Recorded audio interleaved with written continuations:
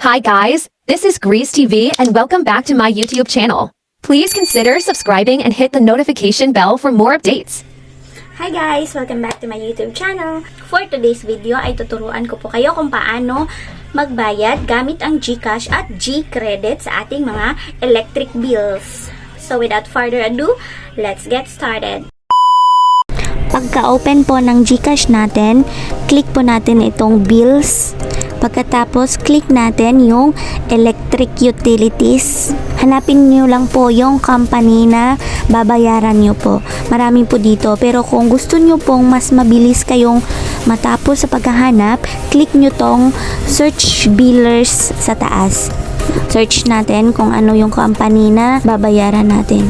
Ang sa akin is ang Sebeco 2. Pagkatapos nating i-enter yung company name, ilagay po natin yung amount kung magkano yung babayaran natin. Nandyan po sa receipt ninyo.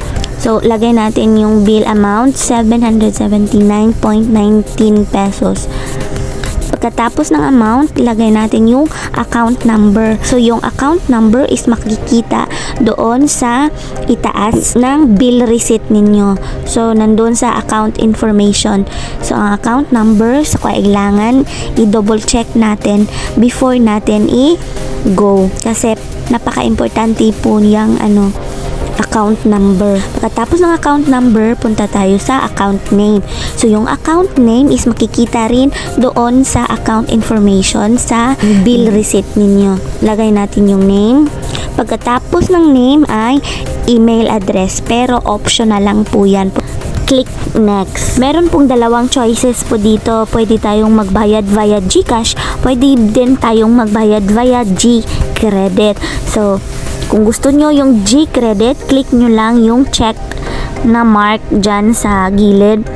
Pero kung gusto nyo ibawas din sa GCash account nyo, check nyo lang yung katabi ng GCash, yung nasa gilid. Pero sa akin, gusto ko yung GCredit lang muna yung gagamitin ko. Click natin yung GCredit. Pagkatapos i-enter, kailangang i-double check na naman po. Tapos, click natin yung confirm. Tcharan! Okay na po. Then, pwede po nating i-download yung receipt para po katibayan na nagbayad tayo. So, ganyan lang po kasimple magbayad ng electric bill via GCash or GCredit. Thank you for watching. God bless!